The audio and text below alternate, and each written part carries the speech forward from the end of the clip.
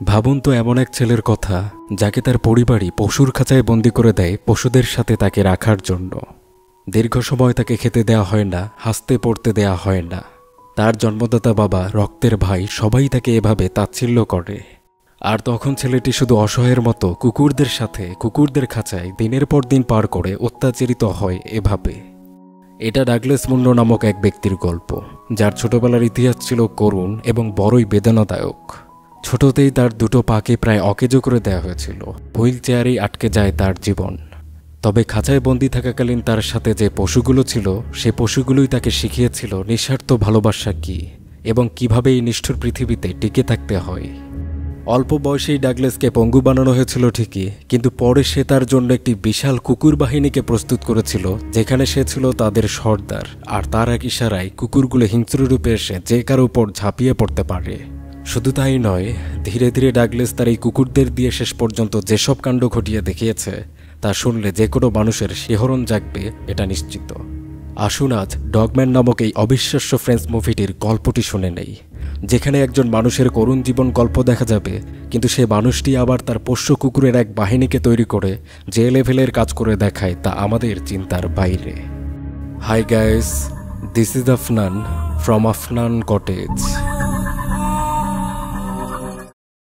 গল্পের শুরুটা হয় এক ঘন বৃষ্টির রাতে। আমেরিকার নিউ জার্সি অঞ্চলের মহাসড়কে একটি ট্রাক ছুটে চলছিল। রাতে দায়িত্বে থাকা পুলিশদের উপর কড়া আদেশ ছিল উক্ত গাড়িটিকে ধরতে হবে, যার জন্য তারা শহরের বিভিন্ন স্থানে নজরদারি করছিল। এক সময় তারা এই অপরাধী গাড়িটিকে খুঁজে পায়। গাড়িটিকে থামানো হয় এবং পুলিশরা যখন চালকের সাথে কথা বলতে এগোয়, তখন এক অদ্ভুত দৃশ্য তাদেরকে চমকে দেয়। স্টিয়ারিং হুইলে বসে আছে একজন মহিলা। ঠিক মহিলাও নয়, বেশ অদ্ভুত দেখতে সে। মহিলাটি সিগারেট হাতে নিয়ে কথা বলছিল এবং পুলিশের দিকে তাকালে বোঝা যায় নারীর পোশাকে গাঢ় লিপস্টিক আর সিগারেটের ধোঁয়ার আড়ালে বসে আছে একজন পুরুষ। তবে আসল ধাক্কাটা অপেক্ষা করছিল ট্রাকের পিছনে। দরজা খুলতেই পুলিশের চোখ ছানা বড়া। শত শত কুকুর, নানা প্রজাতির কুকুর। সেই লোকটি এখানে শান্ত গলায় পুলিশকে শুধু বলে, ওদের কোনো ক্ষতি করো না, তাহলে ওরাও তোমাদের কিছু করবেন না। কে এই লোক আর এতগুলো কুকুর নিয়ে সে কোথায় যাচ্ছে, কেন যাচ্ছে, এসব প্রশ্নের উত্তর জানতে লোকটিকেও তার কুকুরগুলোকে নিয়ে যাওয়া হয় থানায়। আর এখান থেকে এই গল্পটা একদম অন্যরকম একদিকে মোড় নেয়। এই গভীর রাতেই ফোন করা হয় পুলিশের মনোরোগ বিশেষজ্ঞ ডক্টর এভলিন ডেকারকে। কেসটা এতটাই অদ্ভুত যে তাকে মাঝরাতে ঘুম থেকে তুলে সরাসরি থানায় আসতে বলা হয়। খুবই জরুরি তলব দেখে ডক্টর এভলিন থানায় এসে উপস্থিত হন। অপরাধীটির বিষয়ে মোটামুটি তথ্যের একটা ফাইল ধরিয়ে দিয়ে এরপর নিয়ে যাওয়া হয় সেই লোকটিকে আটক করে রাখা এক ইন্টারোগেশন রুমে।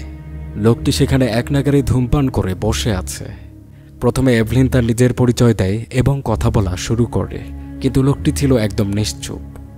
এভলিন লোকটিকে ধূমপানের ক্ষতি জানিয়ে তাকে এটা পান করা বন্ধ করার উপদেশ দেন। তখন সে শুধু পিছন ফিরে এভলিনকে ধন্যবাদ জানায়।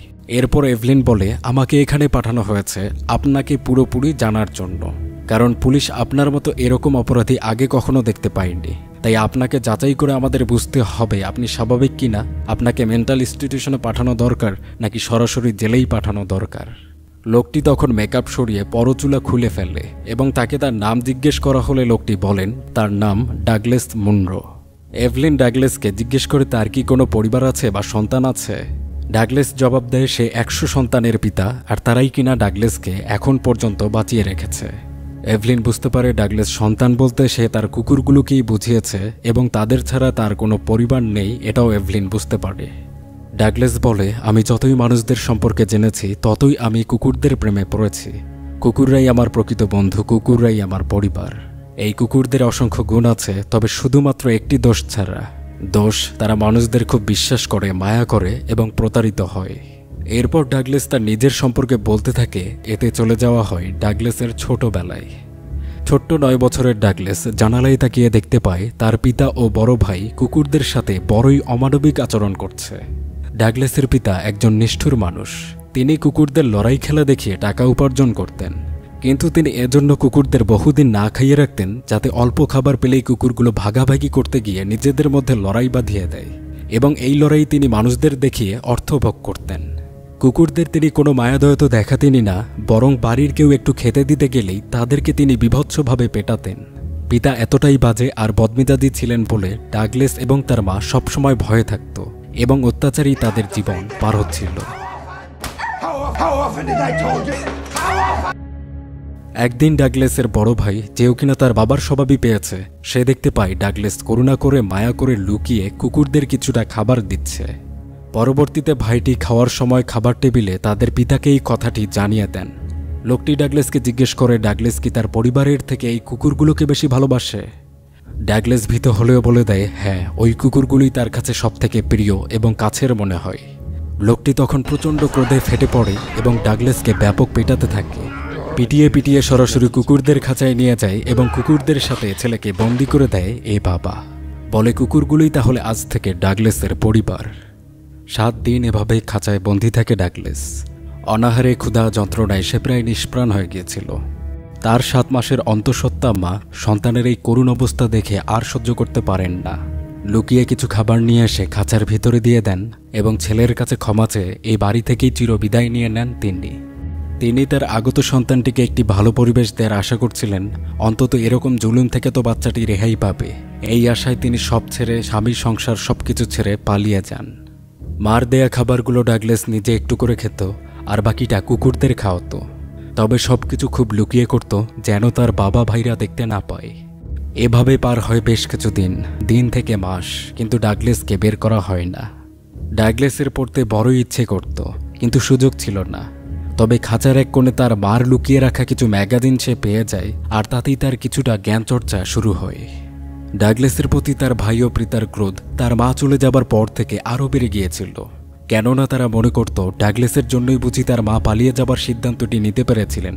তারা এখন ডাগলাসের সাথে কুকুরের মতোই আচরণ করছে। ডাগলাসের এই করুণ শৈশব আপাতত এতটুকুই দেখানো হয়।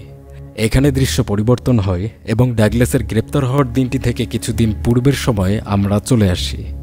এখানে ওয়ান নামক এক কিশোর বালক একটি পরিত্যক্ত বিল্ডিং বাড়িতে এসেছে। জায়গাটি ছিল জনশূন্য এবং ডাগলাসের বাসস্থান বা আস্থানা ছিল এটি, যেখানে সর্বক্ষণ তার কুকুররা পাহারারত অবস্থায় থাকে। ডাগলাসের অনুমতিতে একটা দরজা খুলে যায় এবং কেবল তখনই কোনো রকম আক্রমণ ছাড়া ওয়ান ভিতরে গিয়ে ডাগলাসের সামনে উপস্থিত হয়।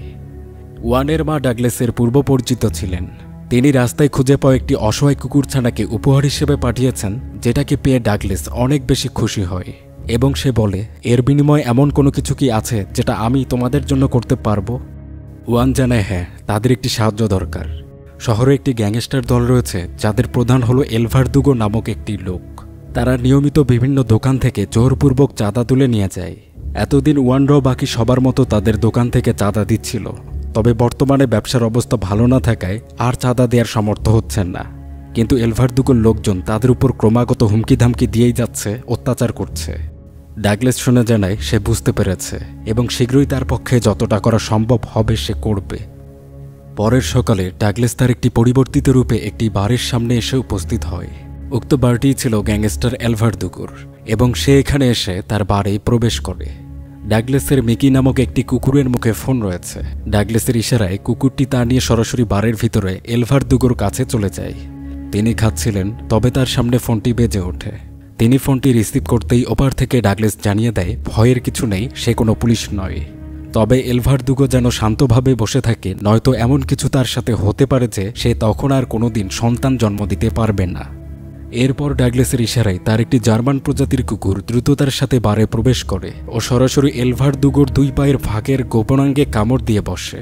কামড় দিয়ে সে জায়গাটিকে ধরে রেখেছিল। ডাগলাস বলে, শুনো, আমি তোমার সাথে একটি চুক্তি করছি। তুমি যদি বাবা হওয়ার ইচ্ছেটা রাখো এবং ভবিষ্যতে পরিবার তৈরি করতে চাও, তবে আজ থেকে ওয়ানদের দোকানে চাঁদা তুলবে না। আমার এই চুক্তিটা কেবল মানলেই তবে তুমি আজ তোমার বড় সম্পদটা হারানোর হাত থেকে বেঁচে যাবে, নয়তো তোমার সাথে কি হতে পারে তা তুমি বুঝতেই পারছো, এবং ভবিষ্যতেও এই চুক্তি ভাঙ্গার কোনোরূপ সাহস করবেন না। বড় বিবাকে এলভারদুগো দ্রুত এ কথায় রাজি হয়ে যায়।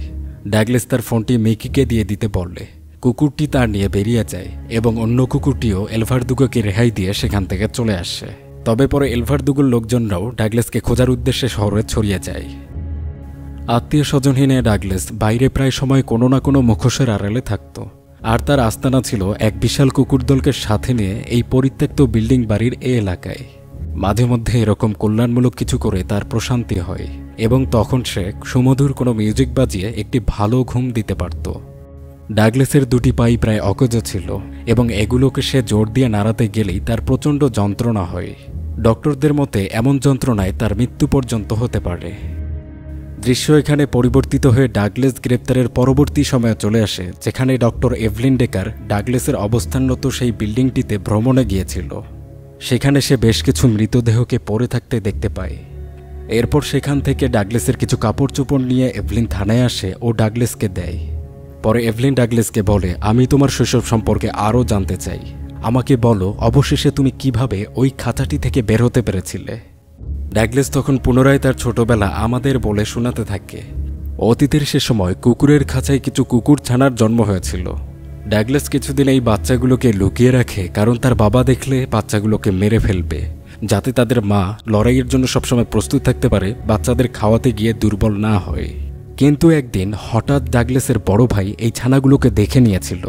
তখন এই উদ্ভট চিন্তার ছেলে বলে সে তার বাবাকে এটা জানিয়ে দিবে। এতে তাদের বাবা কুকুরের বাচ্চাগুলোকে মেরে সেগুলো দিয়ে কুকুরেরই খাবারের ব্যবস্থা করে ফেলবে।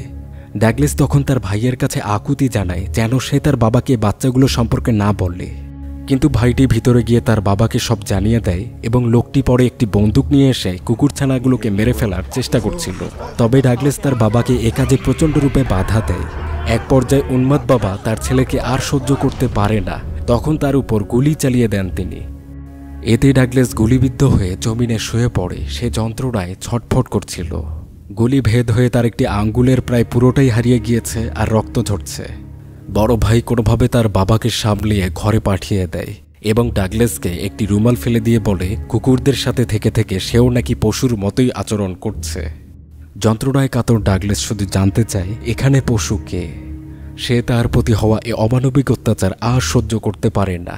সে তার রক্তাক্ত কাটা আঙ্গুলটিকে একটি ব্যাগের মধ্যে ঢুকায় এবং তার মবি নামক কুকুরছানাটির কাছে তা ধরিয়ে দিয়ে একটি ম্যাগাজিনের পৃষ্ঠা তুলে পুলিশের গাড়ি চিনিয়ে দেয় আর বলে কুকুরটি যেন সে কাটা আঙ্গুলটিকে পুলিশের কাছে পৌঁছে দিয়ে পুলিশ নিয়ে আসে।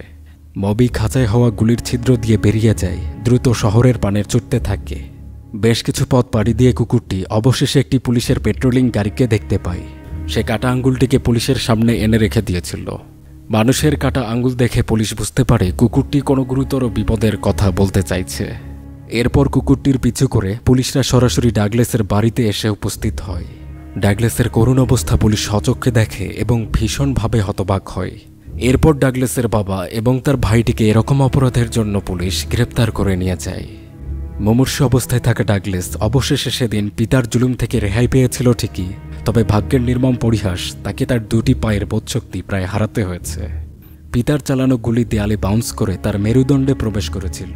এতে তার কোমরের নিচের স্নায়ুগুলো মারাত্মক ক্ষতিগ্রস্ত হয়, ফলে তার পা দুটো প্রায় অকেজো হয়েছে। পরে ডাগলাসকে হাসপাতালে চিকিৎসার জন্য পাঠানো হয়। উন্নত চিকিৎসা দেয়া হয়, কিন্তু তার পাগুলোকে ঠিক করা যায় না। এভলিন ডাগলাসকে জিজ্ঞেস করে, পরে তোমার পিতা এবং ভাইয়ের কি হয়েছিল? ডাগলাস বলে তার পিতা তার সন্তানকে খাঁচায় বহু সময় রাখতে পারলেও তিনি নিজে জেলে 2 সপ্তাহের বেশি টিকতে পারেননি। তিনি দ্বিতীয় সপ্তাহের শেষেই আত্মহত্যা করে নিয়েছিলেন। আর বড় ভাই 12 বছরের জেল জীবন পেলেও ভালো আচরণের জন্য তাকে 8 বছরের মধ্যেই মুক্তি দেয়া হয়। মুক্তির দিনটিতে ডাগলাসের পৌলি নামক একটি কুকুর তার ভাইটির জন্য জেল কেটে অপেক্ষা করছিল। সে বের হলে কুকুরটি তাকে অনুসরণ করতে থাকে। এক পর্যায়ে পৌলির পাশাপাশি আরও কিছু সাথী কুকুরগুলো একত্রিত হয়। পরে সবগুলো কুকুর এই ভাইটিকে তাড়া করে একটি বদ্ধ জায়গায় নিয়ে গিয়ে আবদ্ধ করে। পরে লোকটির উপর আক্রমণ করে তাকে মেরে ফেলা হয়। এভলিন এটা শুনে বুঝতে পারে ডাগলাস আসলে তার কুকুরদের ব্যবহার করে তার ভাইকে হত্যা করেছে। এরপর এভলিন জিজ্ঞেস করে, তোমাকে তো উদ্ধারের পর একটি শিশু সুরক্ষা কেন্দ্রে দেখাশোনার জন্য দিয়ে দেওয়া হয়েছিল, সেখানে তোমার দিনগুলো কেমন কেটেছে? ডাগলাস জানায় সেই আশ্রয় কেন্দ্রটি ছিল তার কাছে আরেকটি খাঁচায় যাবার মতোই। যদিও সেখানে তার উপর কোনো অত্যাচার ছিল না, কিন্তু সেখানকার বাচ্চাগুলো নির্যাতনের শিকার হয়ে এসেছিল, বিধায় তাদের আচরণ ছিল অস্বাভাবিক। একে অপরের সাথে ঠিকভাবে তারা মিশতে পারত না, তাদের মধ্যে ঝগড়া মারপিট লেগেই থাকত।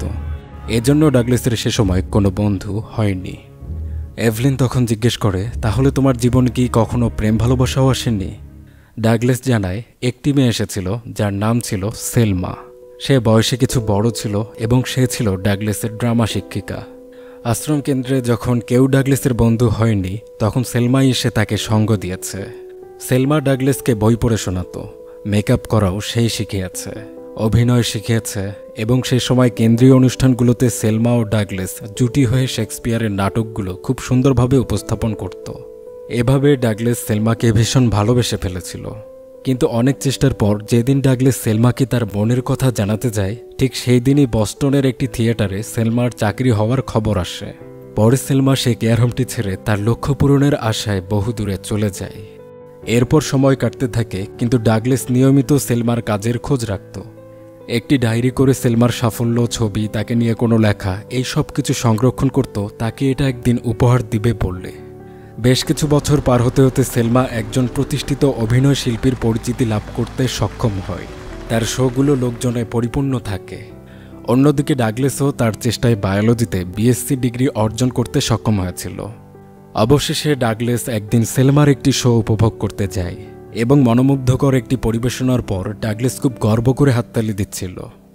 ডাগলাস আমাদের বলে সে ওই অনুষ্ঠান শেষে একটি গার্ডকে খুব করে অনুরোধ করলে সে ডাগলাসকে সেলমার সাথে দেখা করার সুযোগ করে দেয়। ডাগলাস বলে, আমি ভেবেছিলাম সেলমা হয়তো এতদিন পর আমাকে চিনবে না, তবে সে এক দেখাতেই আমাকে চিনে নিয়েছিল। এদিন ডাগলাস সেলমাকে তার বানানো উক্ত ডায়েরি বইটি দেয়। সে ডায়েরিতে তার অভিনয় যাত্রার শুরু থেকে আজ পর্যন্ত সুন্দর সুন্দর মুহূর্তগুলোর ছবি ও প্রতিবেদন রয়েছে। সেলমা এতে এতই খুশি হয় যে সে ডাগলাসকে চুম্বনী করে ফেলে। ডাগলাসও তখন তার মনের কথাটি বলতে চায়, কিন্তু থিয়েটারের পরিচালক ব্র্যাডলি সেখানে চলে আসেন। সেলমা জানায় সে তার হাজব্যান্ড, 4 বছর আগে তাদের বিয়ে হয়েছে এবং সেলমার পেটে তার একটি সন্তানও রয়েছে। এটা জানার পর ডাগলাস আবারও ভিতর থেকে ভেঙে যায়। তার নিজেকে খুব বোকা মনে হয়, যেখানে সে এত বছর সেলমার আশায় থেকেছে, কিন্তু সে তো একজন অসুস্থ, কষ্টে জর্জরিত, প্রায় পঙ্গু মানুষ। অন্যদিকে সেলমা একজন সুন্দরী নারী ও জীবনে যথেষ্ট সফল। তাকে পাওয়া কি ডাগলাসের সাথে যায়? ডাগলাস বুঝে যায় তাকে হয়তো কেউ মায়া করতে পারে, কিন্তু জীবন সাথী করবেন না। এরপর ডাগলাস তার ডগ শেল্টারে যায়, যেখানে সে গত 5 বছর ধরে অসহায় কুকুরদের এনে সংরক্ষণ করে একটি সংস্থা চালাচ্ছিল। এদিন ডাগলাস আর্তনাদ করে কান্না করে, পায়ে মেরে জোর দিয়ে নিজের পায়ে দাঁড়ানোর ব্যাপক চেষ্টা করে। ডক্টর বলেছিল ডাগলাস জোরপূর্বক হাঁটার চেষ্টা করলে তার অস্থিমজ্জা দ্রুত ক্ষয় হয়ে যাবে, এতে তার মৃত্যুর ঝুঁকি রয়েছে। কয়েক সেকেন্ড দাঁড়াতেই তার যন্ত্রণা মাত্রা ছাড়িয়ে যায়। কুকুরগুলো যা সহ্য করতে পারছিল না। এক পর্যায়ে সে পড়ে যায় এবং কুকুরগুলো তখন খাঁচা খুলে এসে তার চারদিকে ছড়িয়ে বসে থাকে। তাকে আদর ভালোবাসা দেখিয়ে শান্ত করার চেষ্টা করছিল এই কুকুরগুলো। এরপর ডাগলাস জানায় ওই দিনের পর থেকে তার চিন্তা চেতনা পুরোপুরি পরিবর্তন হয়ে যায়। চুলগুলো ছোট করে সে নতুন একটি রূপে চলে এসেছিল। কিছুদিন পর 2 জন সরকারি কর্মকর্তা ডাগলাসের সংস্থায় এসে উপস্থিত হন। তারা জানায় কুকুরদের জন্য তৈরি আশ্রয় কেন্দ্রটিতে সরকার আর ফান্ড দিতে পারছে না। এখানে পাড়া প্রতিবেশীদের অভিযোগ এবং সরকারি কোষাগারে অর্থের কমতি দেখিয়ে তারা এই কেন্দ্রটি বন্ধ করে দিতে চাচ্ছে। তবে ডাগলাস জানতে পেরেছিল আসল কারণ, জায়গাটিকে সরকার কোনো এক ডেভেলপারকে বেচে দিয়ে ভালো মুনাফা কামাতে চায়। লোকগুলো জানিয়ে দেয় আগামী সোমবার তারা এই শেল্টারটি খালি করে দিয়ে কুকুরদের এক জায়গায় নিয়ে গিয়ে ছেড়ে দিবে। ডাগলাস শুধু এখানে ধন্যবাদ জানায় এবং লোকগুলোকে বিদায় দেয়। ঠিক সোমবার সকালে সরকারি কর্মকর্তারা শেল্টারটি খালি করে দিতে এসেছিলেন, তবে সেখানে ঢুকে তারা ডাগলাসকে পায় না ও তার কোনো কুকুরকেও পায় না। ডাগলাস একটি পুরাতন পরিত্যক্ত স্কুল বিল্ডিংকে খুঁজে বের করেছিল। সেখানেই সে তার শেল্টারের সকল কুকুরদের নিয়ে এসে একটি আবাসস্থল তৈরির চেষ্টা করে। সে তার কুকুরদের সাথেই থাকত।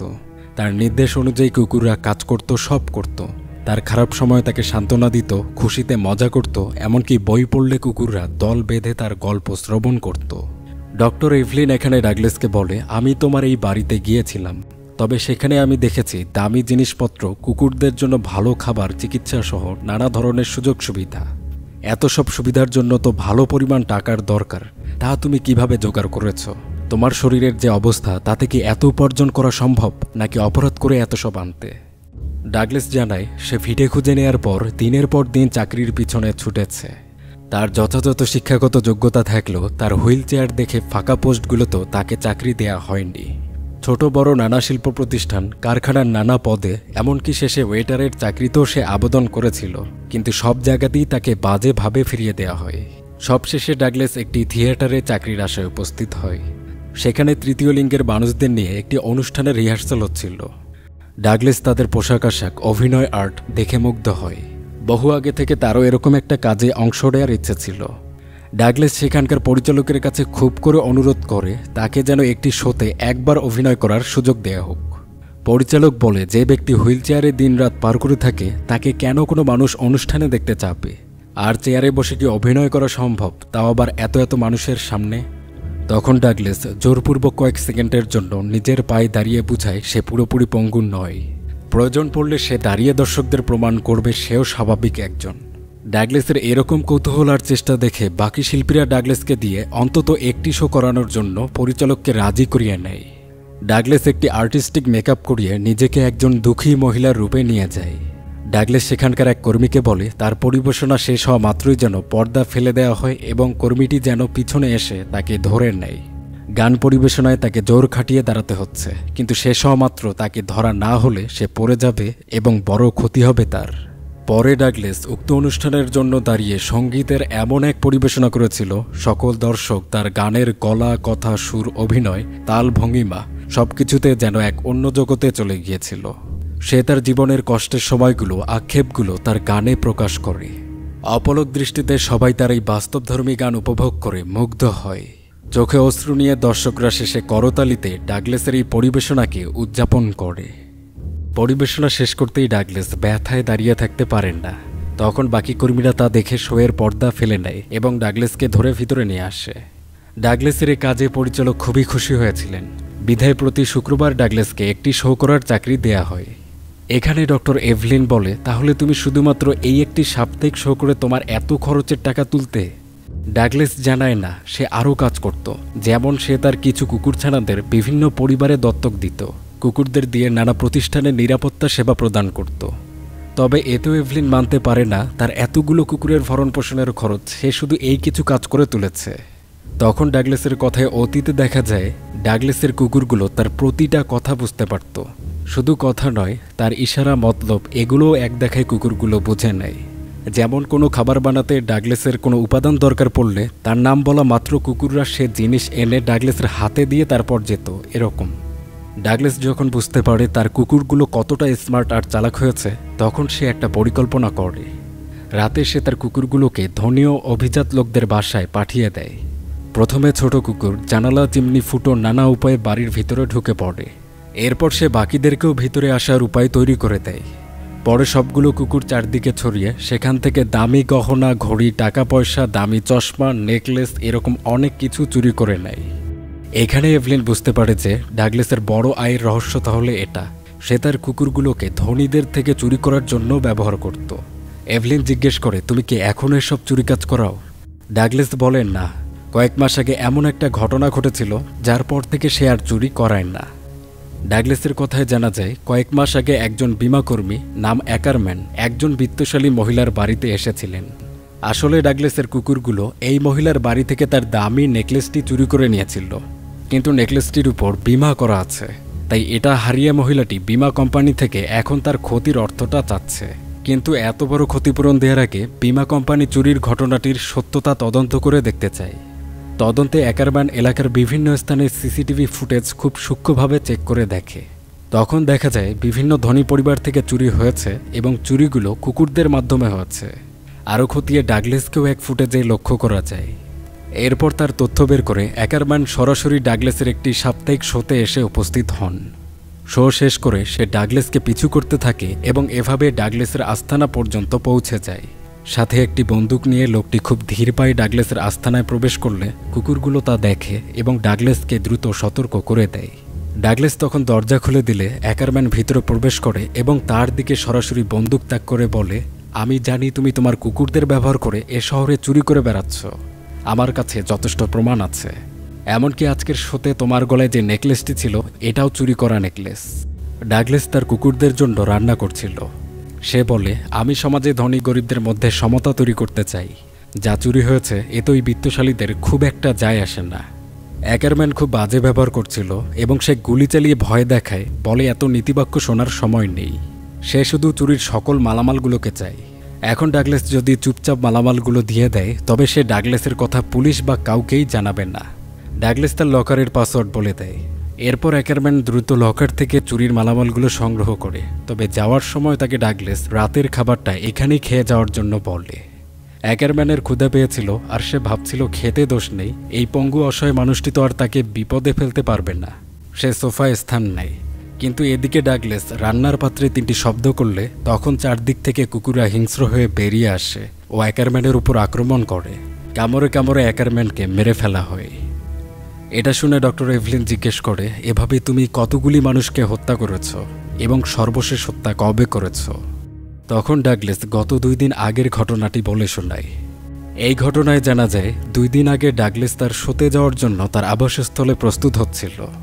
তখন সেখানে গ্যাংস্টার প্রধান এলভারদুগো সেই ওয়ান নামক ছেলেটিকে সাথে নিয়ে তার এই আস্তানায় চলে এসেছে।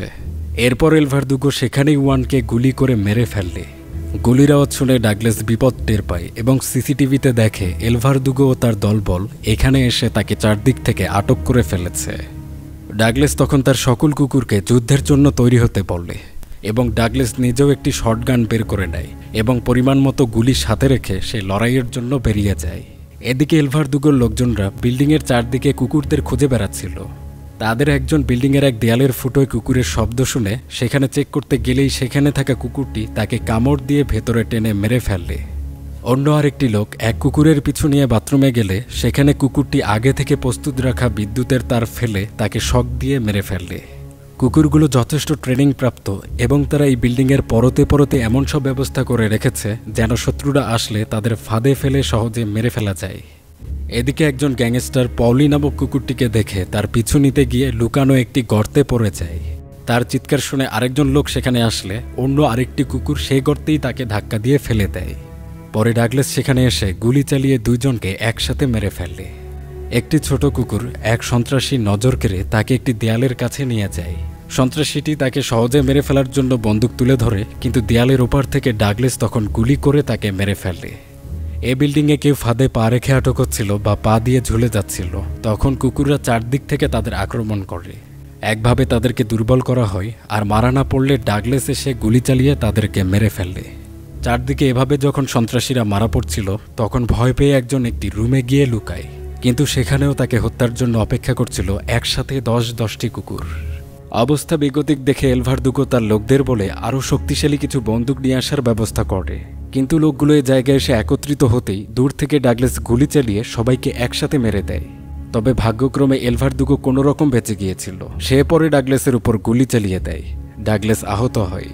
পরে এ অবস্থায় মাটি ঘেঁষে কোনো রকম হেঁটে তার রুমে গিয়ে পৌঁছায় এবং হুইল চেয়ারে পা দুটো তুলে ডাগলাস বিশ্রাম নেওয়ার চেষ্টা করে। পরে সেখানে এলভারদুগো এসে যখন তার উপর বন্দুক ধরে নেয় তখন ডাগলাস বলে, কারো উপর আশা রাখাই এই যুগের সবথেকে বড় বরবাদির কারণ হয়ে দাঁড়িয়েছে। যে চুক্তিটা আমাদের মধ্যে হয়েছিল তা তুমি রাখোনি। এলভারদুগো বন্দুক চালিয়ে দেয়, কিন্তু গুলি শেষ। ডাগলাস বলে, এটাই ভাগ্য যা আজ আমার সাথে রয়েছে। ডাগলাস তার হাতের পানীয়টি তুলে চিয়ার্স বলতেই চারদিক থেকে কুকুররা এসে এলভারদুগোর ওপর ঝাঁপিয়ে পড়ে, তাকে কামড়ে মেরে ফেললে। আর এরপর মুভির সেই প্রথম দৃশ্যটি দেখা যায় যেখানে ডাগলাস এই খুনগুলো করে পালিয়ে যাচ্ছিল এবং পুলিশ তাকে আটক করে।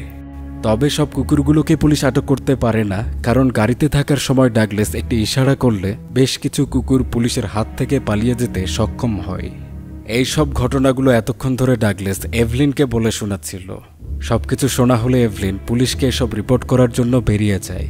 তবে যাওয়ার পূর্বে তাকে দেখে মনে হচ্ছিল সে ডাগলাসের জন্য কিছুটা হলেও মায়া অনুভব করছে। কিছু কুকুর থানার বাইরে অপেক্ষা করছিল। এভলিন কাজ শেষ করে চলে গেলে এ কুকুরগুলো ডাক দিয়ে ওঠে, আর ভিতরে ডাগলাস তা শুনে বুঝতে পায় কুকুরগুলো তার জন্য এসেছে এবং তারা তাদের পরবর্তী কাজের জন্য প্রস্তুত এটা জানিয়ে দিচ্ছে। ভোর সকালে যখন সূর্য সবেমাত্র উদয় হচ্ছিল তখন দলে দলে নানা প্রজাতির কুকুর থানার দিকে এগিয়ে যায়। তারা থানায় আক্রমণ করে ডাগলাসকে বের করে নিয়ে আসবে। ডাগলাস পরিষ্কার হয়ে নতুন একটি পোশাক পরে প্রস্তুত হয়। একটি ছোট কুকুর থানায় প্রবেশ করে একজন পুলিশের নজরে আসে। তখন সে বিষয়টি চেক করতে গেলে তাকে ভয় দেখিয়ে ফেলে দেওয়া হয় এবং তার থেকে চাবি সংগ্রহ করে বাকি কিছু পুলিশদের প্রতিহত করে কুকুরগুলো ডাগলাসের কক্ষ বরাবর চলে যায়। চাবি দেয়া হয় এবং তা পেয়ে ডাগলাস বের হয়ে দেখে কুকুরগুলো তাকে নিতে এসেছে। এরপর কুকুরদের সাথে তাদের পাহারায় ডাগলাস থানার গেট পর্যন্ত চলে যায়, আর তারপর নিজের পায়ে জোর দিয়ে উঠে দাঁড়ায়। গেট খুলে হেঁটে হেঁটে রাস্তায় এগোতে থাকে। কিছু পথ হেঁটে সে একটি গির্জার সামনে এসে উপস্থিত হয়। ক্রুশের ছায়া তার উপরে পড়ছিল। সে সৃষ্টিকর্তাকে উদ্দেশ্য করে বলে, দেখুন, আমি চলে এসেছি। আমি আজ আপনার জন্য দাঁড়িয়েছি। আর বাঁচতে চাচ্ছি না। আমি প্রস্তুত, দয়া করে আমাকে নিয়ে নিন। এভাবে ডাগলাস অনেকক্ষণ দাঁড়িয়ে থাকে। তার ব্যাপক যন্ত্রণা হচ্ছিল। এক পর্যায়ে সীমা অতিক্রম করলে ডাগলাস পড়ে যায় এবং কিছু মুহূর্তেই তার মৃত্যু ঘটে। সারা শহরের শত শত কুকুরগুলো যেন ডাগলাসকে সমাধি দিতে এসেছে। সবাই তাকে ঘিরে বসে থাকে এবং আফসোস ও মায়া একসাথে করে তারা কান্না করছিল। এভলিন যখন তার বাড়িতে তার বাচ্চার সাথে সময় কাটাচ্ছে, তখন জানালা দিয়ে দেখতে পায় একটি কুকুর তার বাড়ির সামনে বসে কান্না করছে। এটি দেখে সে বুঝতে পারে সম্ভবত ডাগলাস আর বেঁচে নেই। আর এখানেই শেষ হচ্ছে ডগম্যানের একটি অবিশ্বাস্য এবং হৃদয় ছুঁয়ে যাওয়া ইউনিক গল্প। পশু এবং মানুষের মধ্যে যে কতটা ভালো বন্ধন হতে পারে এবং তা নিয়ে কীরকম রোমাঞ্চ দেখানো সম্ভব, তাই ছিল এই মুভিটি। আশা করি ভিডিওটি ভালো লেগেছে। কোনো প্রশ্ন থাকলে কমেন্টে লিখে জানাতে ভুলবেন না। সামনে কী ধরনের মুভি দেখতে চান বা টপিক কী হবে তা আমাকে জানাতে পারেন কমেন্টে, অথবা সরাসরি যুক্ত হতে পারেন আমার সাথে ইনস্টাগ্রামে, নিচে লিঙ্ক দেওয়া আছে। তো আজ বিদায় নিচ্ছে। ভালো থাকুন। অবিরাম ভালোবাসা সবাইকে।